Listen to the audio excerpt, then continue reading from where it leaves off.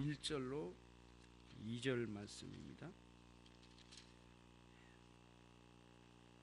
제가 읽도록 하겠습니다. 디베리오 가이사가 위에 있은지 15해 곧 본디오 빌라도가 유대의 총독으로 헤롯이 갈릴리의 분봉왕으로 그 동생 빌립이 이두레와 드라고닛 지방의 분봉왕으로 루사니아가 아빌레네의 분봉왕으로 안나스와 가야바가 대제사장으로 있을 때에 하나님의 말씀이 빈들에서 사가랴의 아들 요한에게 임한지라. 아멘. 2절까지입니다. 자, 앞뒤 분들하고 인사 나누시겠습니다. 한 주간 평안하셨습니까? 그래, 기존에 우리 성도님들 오실 때 앞으로 좀 오셨으면 좋겠어요. 앞으로는 오늘은 뭐 그대로 앉아 계시고요. 그래서 뒤에 오신 분들 불편하지 않도록 좀 협조해 주십시오. 오늘은 앞으로 몇 번에 걸쳐서 진행될지는 모르겠습니다만은 그 세례 요한이라고 하는 인물을 중심으로 쭉 이렇게 설교를 해나가도록 하겠습니다. 그래서 좀 많이 기도해 주시고요. 뭐 설교자가 설교 잘하는 것을 위해서라기보다 하나님의 말씀이 우리에게 전해지도록, 그리고 여러분과 제가 그 말씀에 큰 은혜 안에 있도록, 그래서 좀 많이 기도해 주시고요. 이 세례 요한의 시리즈를 한번 쭉 들을 수 있기를 바랍니다. 세례 요한에 대한 이 증거는 이 마태복음에도 기록되어 있고 마가복음에도 기록되고요. 또 요한 사도도 자기의 복음서의 일부를 기록하고 있습니다. 오늘 우리는 누가복음을 중심으로 세례 요한의 그 중심으로 해서 하나님의 역사를 살펴보도록 그렇게 하겠습니다. 전체의 흐름은 이겁니다.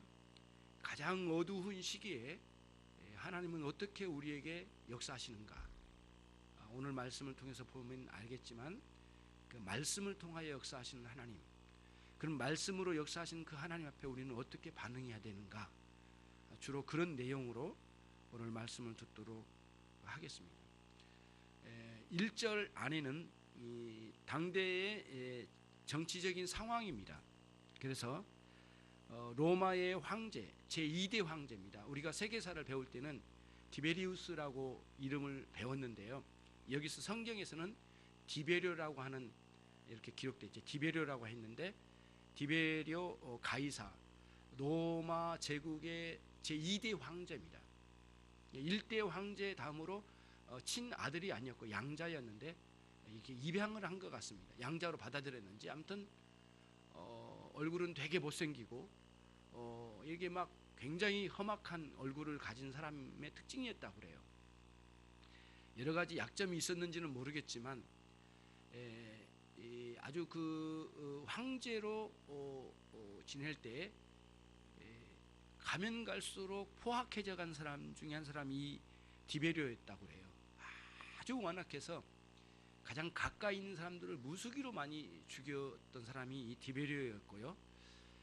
나라를 이렇게 다스려 가는데 단순히 이 로마의 어떤 심한 지배한 게 아니고 유럽의 거의 대부분의 모든 세상을 지배했던 거죠.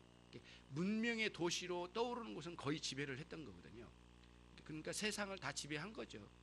보면은 의미적으로 볼 때는 가이사 이 디베리오라는 사람이 점령을 할 때 점령의 방식은 이거였어요. 각 나라를 점령하고 그 나라를 점령할 때는 군사적으로, 정치적으로, 경제적으로 장악을 하되 할 수만 있으면 그들이 가지고 있는 종교는 살려줬습니다. 그 만약에 유대교면 유대교 그래 괜찮다. 그러나 정치적, 군사적으로는 항거하지 말라. 만약에 항거하면 가만두지 않는다. 그래서 아주 엄하게 다스려가면서도 그 백성들이 가지고 있는, 그 지역에 가지고 있는 종교만큼은 허용을 해줬습니다. 그러니까 유화 정책을 펴기도 하고 강력하게 끌어모은 거죠. 그런데 오늘 우리가 1절에서 우리가 보면 알겠지만 팔레스타인 지역을 남쪽으로 북쪽으로 쭉 가면 북쪽에는 시리아가 있잖아요. 예, 다메섹이라는 도시도 있고, 그래서 이렇게 시리아 쭉 남쪽에서 북쪽으로 쭉 늘어져 있는 나라인데, 지형인데, 거기를 네 조각을 낸 겁니다. 네 조각을 내 가지고 이 디베리우스가 굉장한 머리를 쓴 것 같아요. 전략적이겠죠. 뭐 여기만 그렇겠습니까? 그렇게 크지 않는 그 지역을 네 토막을 내 가지고 각각의 한 지역에 이런 이렇게 헤롯이라고 하는 그 직책으로 거기다 세웠어요. 헤롯은 사람의 이름이 아니거든요. 이 로마의 정부에 좀 가까이 있는 그런 사람들을 뽑아다가 거기다가 심어서 다스리게 하는 거예요. 그리고 만약에 조금이라도 어긋장 나면 이 로마의 정부에 이렇게 좀 반감이 있거나 반란이 일어나면 가차없이 거기를 내리치고 헤롯이란 세워놨던 헤롯도 바로 압송해서 로마에서 극형에 처하고 아주 진멸시키는 아주 무서운 방식으로 이렇게 멀리 떨어져 있지만 그 나라들을 지배를 했던 거죠. 기가 막힌, 세상적으로 보면 기가 막힌 방식이겠지만 팔레스타인에서 지배를 당한 사람들은 굉장히 괴로운 일이고, 이 네 조각 난 이 각 지역을 분담해서 이 헤롯이, 그러니까 헤롯은 여러 사람이에요. 여기 지역으로 보면 네 사람이거든요. 헤롯이 서로가 이렇게 뭐랄까요, 네 군데서 경쟁도 하고 감시도 하고 견제도 하고 그러면서 멀리 떨어져 있지만 이렇게 조절할 수 있는, 정치적으로 조절할 수 있는 그런 방식으로 이 팔레스타인 지역을 지배를 했던 거예요.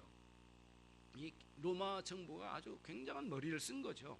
상당히 오래 이거를 유지를 했던 것 같아요. 이게 이제 1장에 나와 있는 당대의 상황입니다. AD 한 28년 정도, 30년 사이에 일어났던 것이거든요. 오늘의 주제는 세례 요한에게 하나님의 말씀이 임한 사건입니다. 그 말씀을 전하기 위해서 세상에 이런 상황들을 설명하고 있는 거예요. 그리고 2절로 가시면, 2절을 우리 같이 한번 읽어볼까요? 2절입니다. 시작.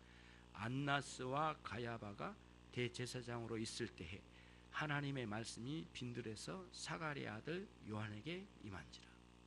대제사장입니다.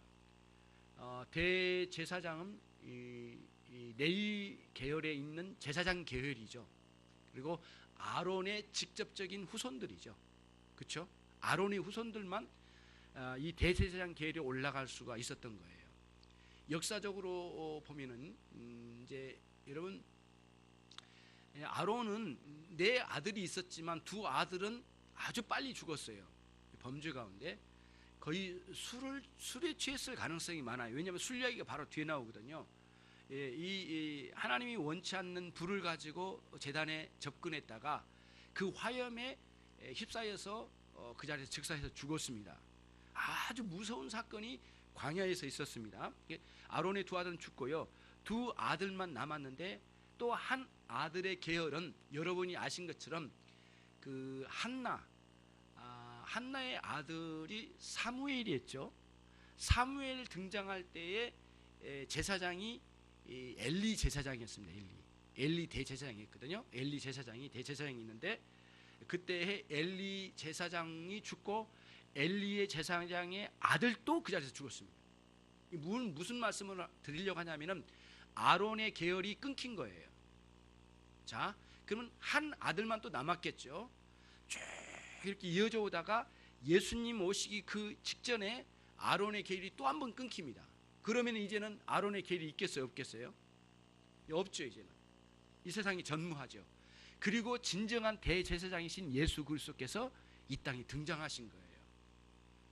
역사적으로 이거를 증거해요. 여러분, 성경을 볼 때 이런 상황을 저변에 깔려있는 내용을 보면 소름 끼치는 상황들이 막 있어요. 하나님 그렇게 역사하셔서 영원한 대제사장을 등장시키시기 위하여 아론의 제사장의 대제사장 계열을 모두 이렇게 단절시키고 끝나는 순간에 그리스도께서 오시는 그런 장면이에요. 자, 그러면은 오늘 의문점이 2절로 들어오면 제사장 이름이 둘이 등장합니다. 그 보면은 첫 번째는 누구죠? 안나스. 두 번째는 가야바입니다. 가야바는 대제사장, 현직 대제사장이었고요, 세례 요한의 하나님의 말씀이 임할 때 현직 대제사장이었고 안나스는 전직 대제사장이었습니다. 그런데 안나스는 가야바의 장인어른이었습니다. 그런데 로마의 새로운 이런 그 헤롯들을 보내주고 이런 객변의 시기에 안나스는 이렇게 강제적으로 대제사장에서 잘렸습니다. 누가 잘랐을까요? 정치적인 세력을 가진 로마의 정권에서 잘라버린 거죠. 그리고는 새로 한 사람을 세웠습니다. 그 사람이 누구냐면 가야바입니다. 가야바는 물론 안나스의 사위이긴 하지만 이런 아주 가까운 친척 이런 가족이긴 하지만 이렇게 로마 정권에서 한 사람 자르고 한 사람을 세워갔습니다. 그런데 여러분 우리가 여기서 관심 둬야 될 제가 이렇게 여러 가지 설명한 이유는 한 가지입니다. 당시에 이러한 정권이 들어서고 나라를 잃어버리고 아주 비참한 상황 속에 있을 때에 이 고관 대작들이 대부분 돈으로 그 관직을 사고 팔았다는 거예요. 그 중에 대제사장은 말할 것도 없고요. 그러니까 안나스와 가야바는 아론의 계열의 사람으로서 안나스와 가야바가 아니라는 거예요. 그러면 어떻게 했어요? 매관매직이죠. 돈을 주고 대제사장을 산 거예요. 그 직을 산 거예요. 그러니 이제 보십시오. 나라를 잃어버린 것도 고통스럽고 그리고 갈기갈기 내조각 나서 비참하게 살아가는 지배 아래 로마의 정권의 지배 아래 있는 것도 비참하고 그리고 마지막 한 가닥 소망이 있다면 신앙인데 신앙의 우두머리라고 할 수 있는 이 대제사장도 돈을 주고 그 직을 샀으니 더 이상 소망이 없는 아주 어두운 시대를 지나고 있다는 뜻이에요. 누가는 이 누가복음을 기록한 누가는 이거를 아주 강조하고 싶었던 것 같아요. 아주 강조를 해서 얼마나 어둡고 캄캄한 시대인가. 이 시대가 어디에도 소망이 없는 이 시대를 살고 있는 이 비참한 시대에 하나님의 말씀이 임한 겁니다. 여러분 이제 신약 시대가 열리고 있죠. 그러면 구약에 기록된 구약의 말씀은 말라기서였죠. 마지막이 말라기 시대로부터 이 세례 요한 시대까지는 무려 몇 년이었어요? 430년이었어요. 엄청난 그 기간 동안 하나님의 말씀이 단절된 거예요. 그러니까 시대가 악할 뿐만 아니라 이건 현상적인 거고 근본적인 문제는 하나님의 말씀이 끊긴 거예요. 이게 중간 시대라고 그래요. 구약 시대와 신약 시대 사이를 중간 시대라고 하는데요. 그 하나님의 말씀이 끊긴 어두움의 시대를 딱 뚫고 드디어 하나님의 말씀이 임한 거예요. 그러니 1절과 2절을 읽을 때 가볍게 볼 사항이 아니라는 거죠. 그거를 오늘 여기서 이제 우리가 오늘 생각해 보고자 하는 거예요. 가장 절망적인 시기일 때 하나님의 말씀으로 우리를 회복시키신 거예요.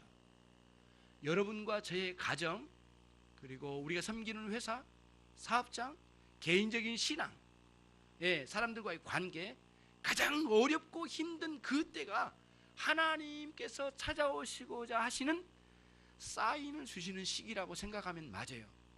그때 우리는 어떻게 반응하느냐에 따라 정말 놀라운 하나님의 말씀을 경험할 수도 있고 또 아니면 하나님의 말씀을 주었음에도 불구하고 거절할 수도 있는 거죠. 여러분과 제가 이런 어두운 시기에 디베리우스의 이 지배하에 놓여져 있는 유대 나라의 이 비참한 정치적인 상황 그리고 돈으로 직을 산 안나스와 가야바의 이 흉악한 대제사장의 종교의 우두머리들 그 속에서 참된 가르침은 주고자 하는 사람 없고 온통 어둠 가운데 있는 이 유대 나라에 하나님의 말씀이 임하였다는 것은 아무리 어둡고 캄캄하더라도 그들에겐 소망이 있고 그리고 하나님 그렇게 찾아오시면 이 어둠을 뚫고 역사하신 하나님의 이리한 역사를 통해서 우리는 한 가닥의 빛을 볼 수 있다는 사실을 깨닫는 것이에요. 그래서 여러분의 가정이 아무리 어둡고 힘들다 할지라도 하나님의 말씀이 임하심을 통하여 결국에는 우리의 소망을 얻게 된다는 것이에요. 그러므로 이런 상황 속에서 뭐 우리가 디베리우스에게 찾아가겠습니까? 빌라도에게 찾아가겠습니까? 어떤 정치 세력이 우리 줄을 대야 되겠습니까? 그러면 종교 지도자들의 이런 매관매직으로 산 이 대제사장들에게 찾아가서 우리의 신앙의 조언을 얻겠습니까?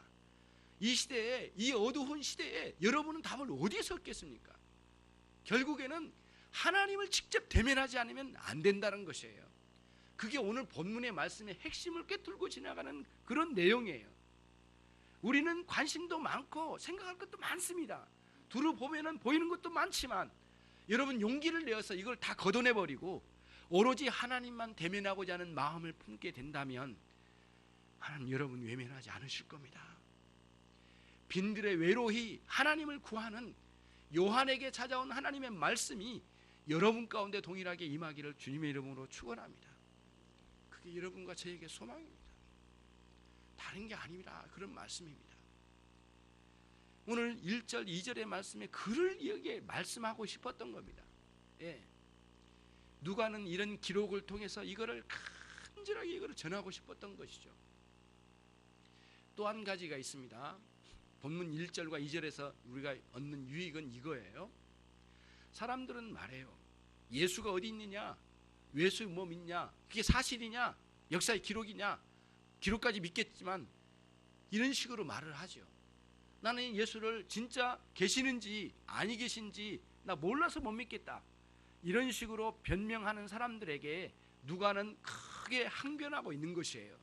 뭐냐면은 역사의 기록을 상세하게 기록해서 디베리우스를 중심으로 일어나는 이러한 역사적인 정황과 그리고 대제사장이 이 가장 추악한 대제사장의 모습까지 다 들춰내서 AD 28년 전후로 있었던 이 상황 속에 하나님의 말씀이 임하였고 그 하나님의 말씀의 임함을 통하여 하나님의 구원의 역사가 시작됐다는 사실을 보여주고자 하는 누가의 이 간절한 소망은 여러분들이 제가 읽어내야 할 본문의 말씀입니다. 누가는 그거를 외치고 싶은 겁니다. 누가가 마치 운명가였더라면 우리 앞에 서서 엄청난 큰 소리를 외쳤을 거라고 생각됩니다. 이래도 그리스도를 믿지 않겠습니까? 이래도 주님을 외면하겠습니까?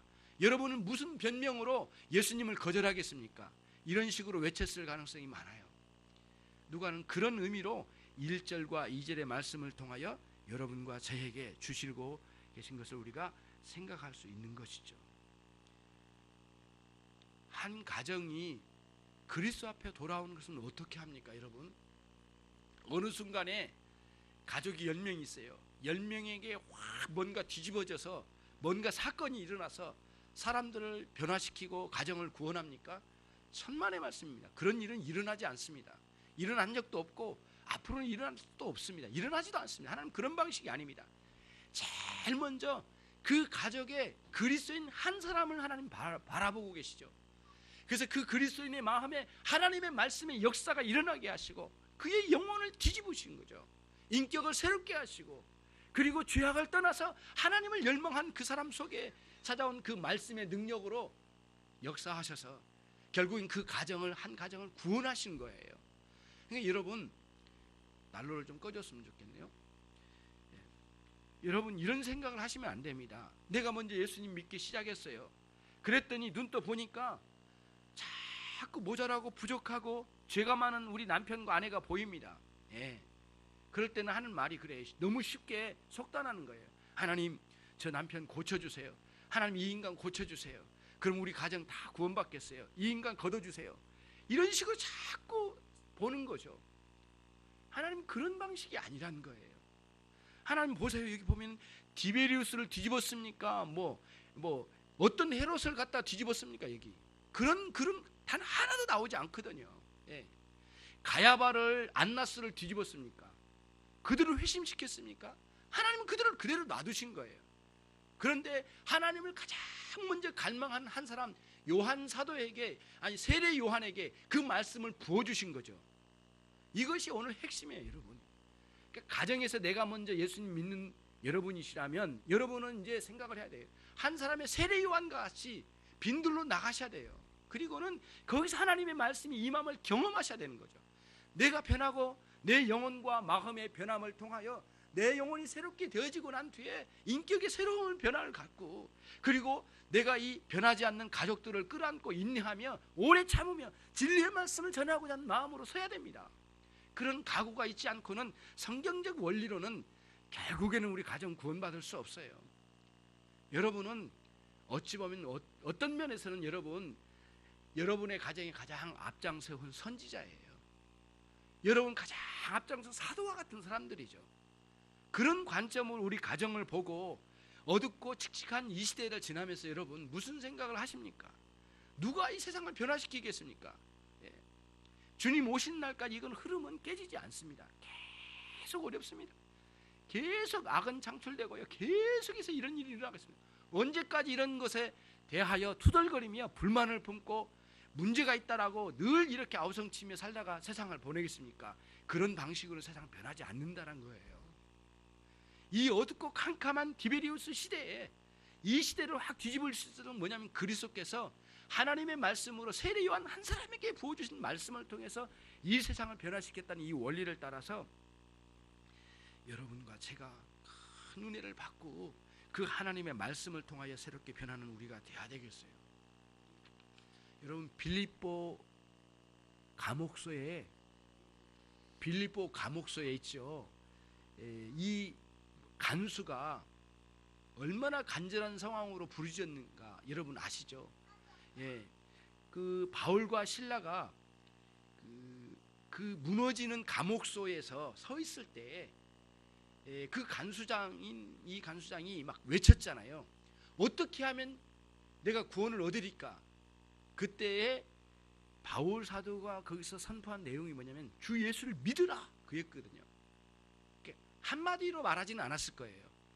여러 마디를 그 설교처럼 여러 마디를 했을 거예요. 뭐 우왕좌왕 상황이 어려워서 막 길게는 못했겠지만 그걸 압축시키면 주 예수 그리스도를 믿으라는 것이었죠.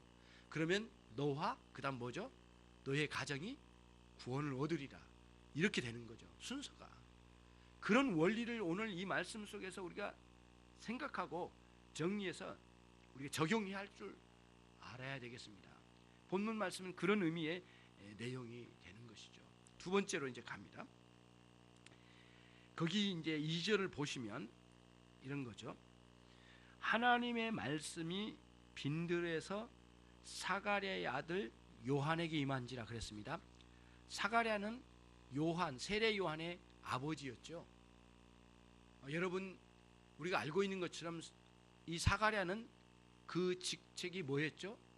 제사장이었습니다. 그러면 제사장 계열에 나온 사람들은 제사장이거든요. 세례 요한은 당연히 제사장이죠. 그렇죠? 요 그림을 가져야 됩니다. 그러면은 문제는 있습니다. 그 위에 있는 안나스와 가야바가 대제사장이라겠죠. 진정한 의미에서는 대제사장이라 말하기 어렵죠. 매관매직을 통해서 그 직을 얻었잖아요. 얼마나 많이 이 우두머리들이 타락했습니까? 이 형언할 수 없는 상황이에요. 그 아래 제사장으로 있는다는 것은 얼마나 고통스러운 상황이었을까요? 그러니 이 예루살렘 도시에 머무르기조차 어려운 상황이 도래한 거예요. 이 얼마나 고뇌를 많이 했을까요? 세례 요한은 최소한 엄청난 고뇌를 통해서 빈들로 나가지 않으면 견딜 수 없는 마음이 그 안에 들어왔을 거라고 생각이 돼요. 이런 그 더럽고 추한 이 매관매직을 통해서 얻은 이 제사장 계열의 이 어두운 세력을, 이 종교까지 더러워진 이 시대를 꿰뚫고 나는 어찌할까? 그러면서 이제 가게 된 거죠. 이 빈들로 나가지 않으면 견딜 수 없는 마음으로 나갔던 거죠. 그래서 한 시대의 어두운 이 시대를 꿰뚫고 하나님의 말씀을 외쳐대는 나팔수와 같은 사람으로 섰던 사람이 세례 요한이에요. 전쟁터에서 여러분 나팔수의 역할은 굉장하거든요. 어느 시기를 어느 순간을 놓쳐버리면 우리 아군이 전멸할 수도 있습니다. 적군이 저기에서 어떤 무기를 가지고 오느냐에 따라서 나팔을 언제 불어야 될지 명확하게 불어야 될지 알아야 되거든요. 멀리 바라보고 거의 가까이 와버렸는데 그때서야 나팔 불어봤자 아무 소용없는 거예요. 방심하고 있는 우리 아군들 다 죽을 거 아니에요. 나팔수는 어느 순간 이 순간이 하고는 온 힘을 다해서 불었을 거예요. 그러면 그 나팔에 따라서 다 순식간에 빠른 속도로 가서 경계병은 경계병으로 쓰고 또 자기 무기를 취해서 완전군장을 취하고 공격 대형으로 쓰고 해서 적군을 물리칠 수 있지 않겠습니까? 세례 요한은 이 어두운 시기에 나팔수였어요. 나팔수 역할로 이렇게 감당했던 거죠. 그것을 오늘 우리가 여기서 이제 생각해 볼 수가 있어요. 아이가 자꾸 소리 내니까 좀 안에 들어갈 수 있으면 좋겠네요, 집사님. 예, 죄송합니다. 예, 그런 거죠. 그렇게 역사를 한 거죠. 자, 그러면은 오늘 한 가지 먼저 생각하고 다음으로 넘어가겠습니다. 하나님의 말씀으로 역사가 열어진다는 것. 여러분, 창조의 시기에도 하나님께서는 말씀으로 역사하셨어요. 그리고 구원의 역사를 이루는 이 시기에도 하나님은 언제나 말씀으로 역사하셨어요. 성령의 역사의 그 정점에는 항상 하나님의 말씀이 동반되었어요. 한 사람을 거룩하게 빚어가신 일도 하나님의 말씀으로 해요. 그래서 예수님께서 말씀하시죠. 저들을 거룩하게 하옵소서. 아버지의 말씀은 거룩하니이다. 요한복음 17장 17절 말씀, 주님이 말씀한 의미가 굉장히 깊습니다. 430년이란 기나긴 장구한 세월을 꿰뚫고 하나님의 말씀이 임하여서 새로운 구원의 역사를 약속대로 성취해 나가시는 하나님의 방식이었어요. 그러므로 여러분은 기독교 안에 들어온 이상 하나님의 말씀을 떠나서는 그 어느 것도 할 수 없습니다. 물론 하겠죠. 말씀 없이 활동하겠죠. 신앙의 진정한 의미에 있어서는 활동이 아니죠. 하나님의 말씀으로 이루어져 갑니다. 그래서 여러분, 이 영적인 신비한 영적 은사에 대해서 관심이 많으신 분들은 항상 함께 생각해야 될 게 뭐냐면은 하나님의 말씀과 함께 역사해야 된다. 성령의 엄청난 역사가 일어난다 할지라도 거기는 하나님의 말씀과 함께 역사하신 성령님을 갈망하는 신자가 진정한 신앙의 길로 가게 되는 겁니다. 하나님의 말씀이 없는 곳은 지옥입니다. 하나님의 말씀의 역사가 없는 곳은 불신앙입니다. 하나님의 말씀이 있는 곳은 아무리 초라한 집일지라도 그것은 천국과 같은 곳입니다. 하나님의 말씀으로 역사하는 겁니다. 아무리 대단해 보여도 하나님의 말씀이 없는 한 사람의 영혼은 지옥과 같은 상황을 면치 못할 겁니다. 하나님의 말씀을 갈망하십시오. 그 말씀의 역사로 우리의 영혼과 우리의 마음과 모든 상황을 변화시키시는 하나님의 위대한 역사의 키는 하나님의 말씀입니다. 여러분과 제가 생각해야 될 게 하나가 있습니다. 말씀은 문자의 개념으로 생각하면 큰 오산이에요. 하나님의 말씀은 능력으로 임하는 말씀을 말씀드리고 있는 거예요. 하나님이 능력과 함께 역사해요. 그러니까 그 하나님의 말씀이 그냥 문자로 내려온 게 아니에요. 놀랍게 능력으로 역사하셔서 우리의 영혼을 뒤집어 놓으시고 새롭게 하시며 하나님께 전심으로 나가도록 우리의 관심을 하나님을 향하도록 이끌어내시는 위대한 능력이 함께 동반되는 말씀의 깨달음의 역사가 그 안에 있는 것이죠. 단순한 깨달음이 아닙니다. 능력으로 임하는 깨달음입니다. 이런 깨달음이 세례 요한에게 이렇게 말씀의 능력으로 임하는 놀라운 역사가 있었는데, 여러분과 저에게 동일한 능력이 아닐지라도 여러분과 저에게 말씀의 깨달음과 심령의 놀라운 변화를 일으키시는 하나님의 능력이 여러분과 저에게 있기를 주님의 이름으로 축원합니다. 이것이 굉장히 중요한 부분이에요. 그래서 2절에 나와 있는 빈들에서 사가랴의 아들 요한에게 임한지라 라고 하는 이 말씀 속에 아주 깊이 있죠. 우리는 떡으로 삽니다. 먹고 살아야 되죠. 예. 사람들이 쉽게 말하잖아요. 먹고 살아야 하잖아요. 먹을 게 있어야 살죠. 그러나 우리는 떡으로만 살 수 없습니다. 신명기 8장 3절 말씀처럼 사람이 떡으로만 살 수 없다. 하나님의 입으로, 여호와의 입으로 나온 모든 말씀으로 살 것이니라. 이 말씀은 두고두고 명언이고 영원토록 잊지 말아야 될 하나님의 진중한 말씀이에요. 왜냐하면 우리 영혼이, 우리의 존재가 영혼과 육체로 이루어지는 구도 속에 있거든요. 존재의 본질이 말씀 없이는 살 수 없는 영혼과 그리고 음식이 없으면 살 수 없는 이런 육체를 지니고 있는 존재이기 때문에 하나님의 말씀과 떡이 같이 병행돼야 돼요. 그렇지 않으면 살 수 없어요.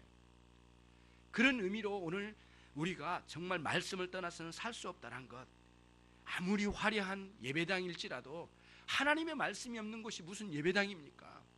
하나님의 말씀이 없는 곳에 무슨 예배입니까? 예.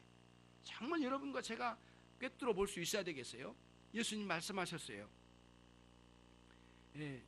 하나님은 영이시니 신령과 진정으로 예배할지니라. 그때가 온다. 그때가 도래했다 라고 말씀하셨어요. 신령과 진정이라고 했는데 신령은 성령님을 의미한다고 말씀을 드렸어요. 진정은 뭐죠? 진리예요. 진리. 하나님의 말씀이 없는 예배당, 성령님 임하시지 않는 예배당이 어떤 의미가 있겠습니까? 여러분과 제 심령 속에 성령께서 역사하시고 하나님의 말씀으로 우리를 새롭게 하시는 놀라운 역사가 있기를 바랍니다. 구름대처럼 사람이 많이 몰려든다 할지라도 하나님의 말씀 없으면 의미가 없다, 이런 말씀이에요. 아무리 화려한 예배당일지라도 주님의 말씀이 임하는 곳, 그곳이 예배당이고 우리의 천국이고 우리가 머물러 있어야 될 그곳입니다. 엄청난 그 전도 사역을 펼쳐가려고 준비한다 하지만은 하나님의 말씀이 임하지 않으면 단 한 사람도 구원할 수 없는 것입니다. 성령님의 역사를 기대한다면 여러분은 언제나 하나님의 말씀을 사모하는 사람들이 모두 되시기를 간절히 바랍니다. 마지막으로 한 가지입니다. 그러면 하나님의 말씀이 우리 가운데 임하기를 간절히 소망하는 마음으로 우리는 어떤 삶을 어떻게 생활에 추구해 나가야 될까, 어떻게 살아야 될까, 그겁니다. 오늘 2절을 다시 한번 읽겠습니다. 시작. 안나스와 가야바가 대제사장으로 있을 때 하나님의 말씀이 빈들에서 사가랴의 아들 요한에게 임한지라. 요한 사도가 취한 것은 빈들로 갔습니다. 광야입니다. 광야. 에레모스라고 하는 광야인데요. 여기서 이제 빈들, 광야라는 의미는 뭐 아무것도 없다, 아마 그런 의미라기보다는 그 사람이 없는 거죠. 특히 여기서 말하는 세례 요한이 사역했던 그 광야는 이 요단강 있잖아요. 요단강을 기점으로 동쪽에 치우쳐진 거예요. 근데 이곳이 굉장히 험악한 그 산으로 이루어졌고 돌산으로 이루어졌고 굉장히 험악한 곳인데 이제 거기에서 사역을 했어요. 여기서 말하고 있는 이 빈들이라, 이 광야라는 에레모스라고 하는 이 단어는 의미를 찾아가요. 그래서 오늘 우리가 하나님 만나기 위해서는 뭐 들판으로 나가자 뭐 그런 게 아니에요. 장소적인 개념으로만 생각하면 오해받기가 굉장히 쉬워요. 성경은 그렇게 볼 일이 아니거든요. 의미를 찾아가는데 여러분과 저의 심령이 빈들과 같아야 돼요. 세상의 수많은 유혹과 이런 그 향락과 온갖 인간의 만족을 일으키려고 하는 수많은 유혹들을 뿌리치고 홀로 하나님과 대면하고자 하는 그 빈들로 서는 사람, 그 사람을 하나님 만나 주신다는 거예요. 그것이 오늘 본문의 핵심을 지나가고 있는 것입니다. 여러분 기도 생활을 해요. 온갖 잡다한 생각을 다 가지고 기도해 봅시다. 안 됩니다. 빈들에 최소한 서야 됩니다. 고뇌를 해야 됩니다. 이 시대가 왜 이런가? 정말 진리를 따라 사는 사람 한 사람도 보이지 않습니다. 누가 하나님을 찾습니까? 이 세상을 향하여 가난한 마음을 가지고 구걸하는 사람은 많지만 하나님을 향하여 가난한 마음 가지고 구걸하는 사람은 한 사람도 없어 보이는 이 시대에 여러분들은 어찌하겠습니까? 빈들에 서십시오. 빈들로 나가십시오. 심령의 빈들입니다. 기도의 빈들입니다. 하나님을 찾는 빈들입니다. 그곳에 임하지 아니하면 하나님의 말씀이 임하지 않습니다. 여러분, 결코 하나님은 아무에게나 임하지 않습니다. 준비된 사람들이거든요. 심지어는 마귀도 준비된 사람에게 들어갑니다. 성령께서는 준비된 사람에게 들어가는데 이와 같이 빈들로 쓴 사람들, 그 사람들에게 찾아오시는 거예요. 이것도 하고 저것도 하고 바쁩니다. 관심도 많고 주님을 생각할 겨를도 없습니다. 그런 사람에게 어떻게 하나님의 말씀이 임하겠습니까? 그런 사람이 어떻게 기도가 열려지겠습니까? 말도 되지 않습니다. 여러분, 이 세상에 있는 모든 관심을 잠재우고 용기를 가지고 걷어치우고 홀로 하나님을 대면하고자 하는 시간을 가져야 됩니다. 24시간 다 우리가 빈들에 서기란 참 어렵습니다. 여러분, 정말 어려워요. 그래서 제가 추천하는 시간은 새벽 시간입니다. 새벽 시간. 제가 경험상으로 볼 때도 요즘은 늦잠을 자고 그래가지고 사람들이 밤 늦게도 전화가 와요. 문자도 오고요. 뭐 제가 아는 목사님은 새벽에도 문자 하시더라고요. 그래서 목사님은 나를 사귀려고 하십니까? 그렇게 내가 문자를 날렸어요. 그랬더니 막 히히하고 웃더라고요. 문자에 새벽에 문자를 보냈어요. 그래서 목사님은 나하고 사귀시려고 그러신 겁니까? 그러고 문자를 날렸는데, 새벽에도 날린 사람 있지만 그래도 정말 가족들이 다 잠들어 있고 홀로 내가 하나님을 대면할 수 있는 귀한 시간은, 빈들로 쓸 수 있는 시간대는 새벽 시간이에요. 새벽. 아무리 생각해도 예수님께서도 새벽이 좋아서 가셨겠습니까? 그건 아니실 거예요. 다 사역을 마치고 다 잠들어 있는 그 시간, 누구도 찾지 않는 그 시간에 예수님 거기서 홀로 기도를 하셨잖아요. 그러니까 예수님 나름대로 빈들의 시간을 가지셨던 거예요. 개인적으로 빈들의 시간을 가져야 되겠어요. 여러분, 성경을 전체를 꿰뚫어 보면은 빈들의 시간을 갖지 않는 사람 없었어요. 훌륭한 신앙의 사람들, 모세를 보십시오. 심지어는 미디안 광야로 갔는데 빈들에 쓴 세월이 몇 년이었어요? 40년이었어요. 40년. 기나긴 세월을 광야 그 빈들에 양을 치는 한 사람으로 미디안에 나갔던 사람이 이 하나님의 인도를 따라 갔죠. 40년 동안 광야에 매여 있던 사람이 그 사람이에요. 신약으로 넘어올까요? 바울 사도요? 여러분 놀라지 마십시오. 부활하신 예수님을 다메섹에서 만나고 난 이후에 무려 몇 년? 3년. 3년 동안 어디에 있었는 줄 아세요? 아라비아 사막지대에 있었어요. 바울 사도의 기록이에요. 그 내용은 자세하게 기록되지 않습니다. 이 내용이 갈라디아에서 기록되었을 거로 보여요. 기억에는 이 어디냐면은 이 아라비아의 사막지대에 기거했어요. 그러면서 홀로 빈들에 쓴 거예요. 광야에 쓴 거죠. 하나님과 직접 대면한 거예요. 엄청난 주님을 만나고 난 뒤에 변화를 받고 그 광야로 들어선 거예요. 3년 동안 고뇌하며 하나님을 대면했던 거예요. 이게 바울 사도예요. 다윗은 어땠습니까? 여러분 쫓겨다니고 도망다닌 세월이었지만 그 자체가 빈들의 삶이었어요. 그렇잖아요.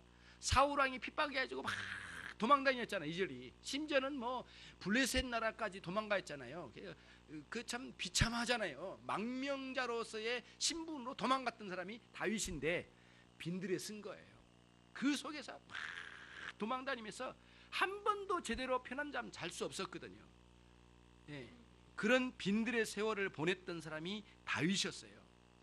그 어느 누구도 빈들에 서지 않은 사람은 없어요. 홀로 하나님께 대면하여 쓰는 거예요. 예. 저에게는 빈들에 특별하게 섰던 기간이 한 5개월이었던 것 같아요. 너무 짧죠? 예, 창피하네요. 5개월 기간 동안 정말 고뇌하고 정말 죽고 싶은 그런 심정에 한 곳에 머물러서 있었던 기간이 저에게는 있었던 것 같아요.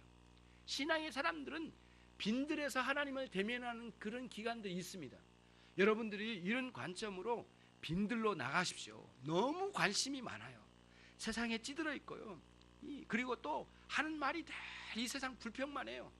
이 더러운 세상이네 뭐네 그리고 뭐가 잘못됐네, 뭐 대통령이 잘못됐네, 뭐 야당이 잘못됐네, 여당이 잘못됐네, 다 의미 없어요. 그거를 뛰어넘으셔야 돼요. 이 현실을 무시하라는 말이 아니에요. 이것도 따지고 들어가지만 그거로는 답이 나오질 않아요. 예. 정치, 경제, 문화로 답이 나오잖아요. 빈들에 서셔서 하나님 만나시고 하나님께서 주신 그 말씀에 의하여 외롭게 서는 여러분들이 되시길 바랍니다. 외로이 쓴 이 세례 요한의 이런 사역의 한 정점에 이 중심에는 이 세상의 흐름은 매관매직으로 온통 세상이 더러워졌지만 홀로 하나님을 대면하고자 하는 마음을 가지고 다 물리치고 광야로 나가서 하나님께 나갔던 이 세례 요한의 하나님과의 만남은 이 절망적인 시대에 한 줄기 빛과 같이 임하는 하나님의 말씀이 임하였다는 사실을 우리에게 고지해주고 있습니다. 세상으로 인해서 만족하지 맙시다. 만족할 수도 없는 거고요. 만족하려고 의도를 갖지도 마십시다. 하나님을 향하여 나가십시오.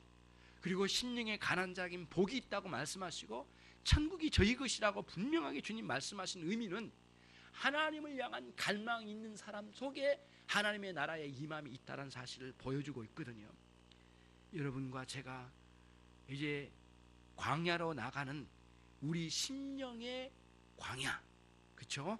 그리고 삶의 개혁의 이 광야, 교회 개혁의 광야, 그리고는 가정과 개인의 본질적인 변화를 위한 심령의 광야 빈들로 나가시는 그런 여러분과 제가 되기를 간절히 소원합니다. 이것이 오늘 누가복음 1장 1절로 2절의 말씀에서 우리에게 주시고자 하는 하나님의 말씀이었습니다. 모든 걸 용기 있게 깨트리고 빈들로 나서는 여러분과 제가 되기를 주님의 이름으로 축원합니다. 기도하겠습니다.